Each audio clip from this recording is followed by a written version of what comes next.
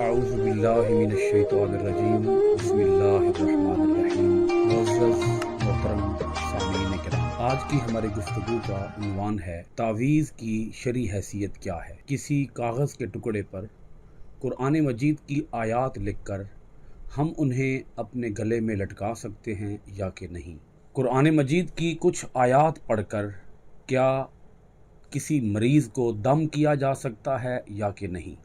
कुरान मजीद के अंदर 15वें पारे में सूरह बनी इसराइल की आयत नंबर 82 के अंदर अल्लाह पाक इरशाद फरमाता है, वनुनज़्ज़िलु मिनल कुरआनी मा हुवा शिफ़ाउन व रहमतुल लिल मुमिनीना वला यज़ीदुज़ ज़ालिमीना इल्ला खसारा।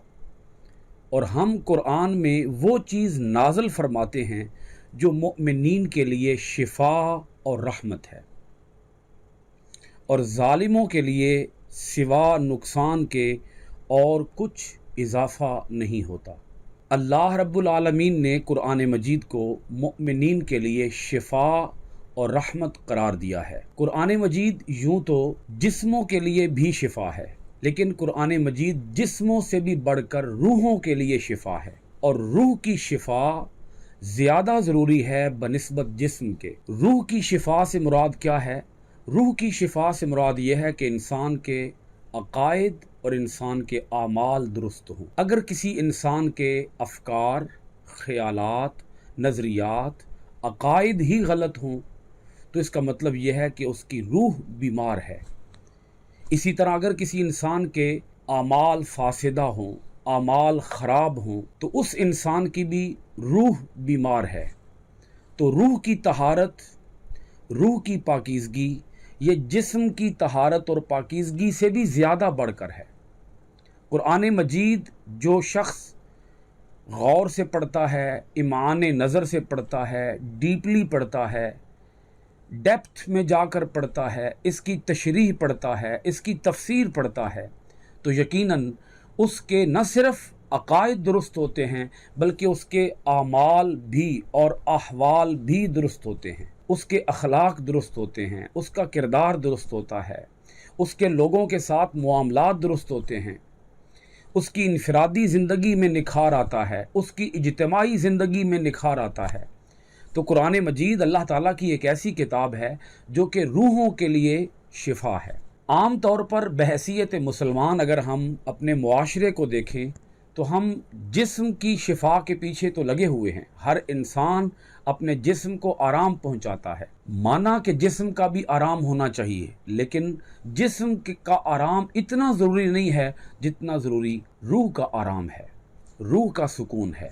अगर अंदर सुकून होगा उसका ज़ुहूर जिस्म पर भी होगा। अब हम गुफ्तगू करते हैं कि कुरान मजीद जिस्मों के लिए भी शिफा है। जिस्मों के लिए शिफा की अगर आप दो सूरतें बना लें कि एक है दम और एक है तावीज़। दम का सबूत हदीस तय्यबा के अंदर मौजूद है। ये हदीस पाक जो मैं आपके सामने पेश कर रहा हूँ बुखारी शरीफ हदीस का नंबर 5736 है। सुनन अबू दाऊद हदीस का नंबर 3902 है। सुनन अत-तिरमिज़ी हदीस का नंबर 2064 है। सुनन इब्ने माजा हदीस का नंबर 2156 है। सही मुस्लिम हदीस का नंबर 2201 है। हज़रत अबू सईद खुदरी रज़ी अल्लाह ताला अन्हु बयान करते हैं, नबी अकरम सल्लल्लाहु अलैहि वसल्लम के बाज़ असहाब अरब के किसी कबीला में गए।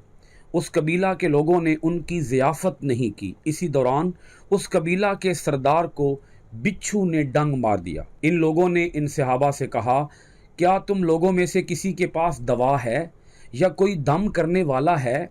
सहाबा इकराम ने कहा, तुम लोगों ने हमारी ज़ियाफ़त नहीं की थी, हम उस वक्त तक दम नहीं करेंगे जब तक कि तुम इसकी उजरत नहीं दोगे। तो उन्होंने सहाबा इकराम के लिए बकरियों का एक रेवड़ तय किया।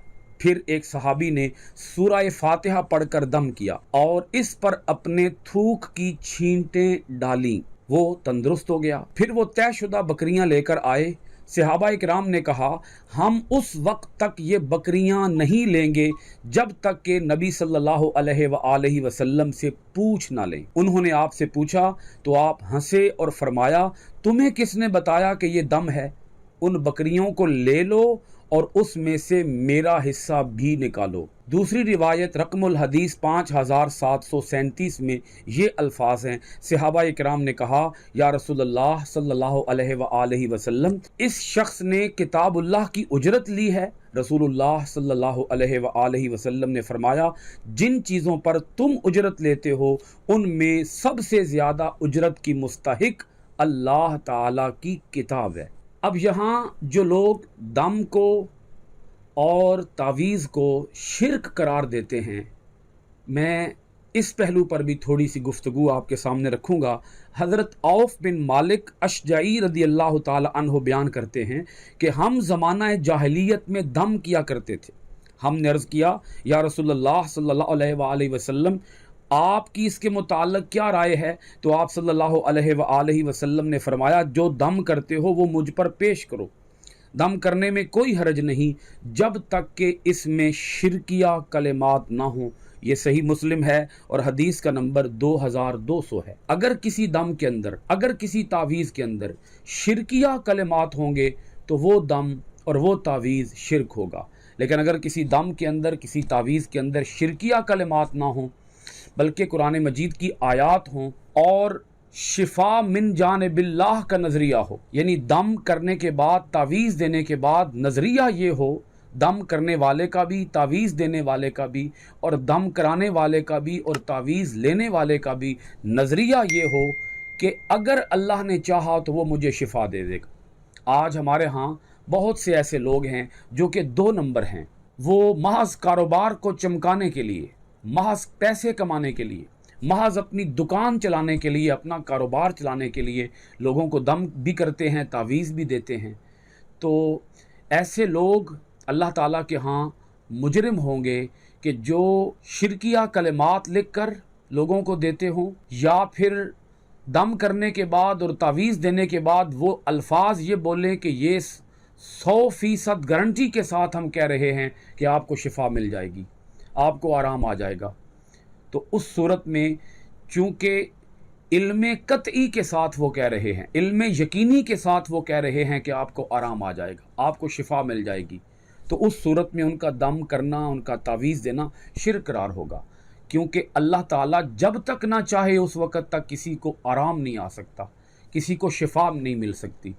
तो नज़रिया ये होना चाहिए कि अल्लाह ताला ने चाहा तो शिफा मिलेगी और अल्लाह ताला ने ना चाहा तो शिफा नहीं मिलेगी। दम के हवाले से ही एक बड़ी प्यारी ईमान अफरोज़ हदीस मुबारका है। हदीस बुखारी शरीफ की है और हदीस का नंबर 5751 है। हज़रत आयशा सिद्दीक़ा रदियल्लाहु ताला अन्हा फरमाती हैं, जिस मर्ज़ में रसूल करीम सल्लल्लाहु अलैहि वसल्लम की रूह कब्ज़ कर ली गई थी, उस मर्ज़ में आप सल्लल्लाहु अलैहि वसल्लम सूरह फलक और सूरह वन्नास पढ़कर अपने ऊपर दम फरमाते थे, और जब तबीयत ज़्यादा नासाज हुई तो मैं वो सूरतें पढ़कर आप सल्लल्लाहु अलैहि वसल्लम पर दम किया करती और ख़ुद आपके हाथ को फेरती, आपके हाथ को ही आपके जिस्म मुबारका पर फेरती, क्योंकि वो मेरे हाथ से ज़्यादा बाबरकत है। अब मैं आप हजरात की खिदमत में तावीज़ लटकाने के हवाले से एक हदीस पाक पेश करता हूँ। हज़रत अब्दुल्लाह बिन अमर अपने समझदार बच्चों को ये कलिमात सिखाते थे और नासमझ बच्चों के गले में ये कलिमात लिख कर लटका देते थे।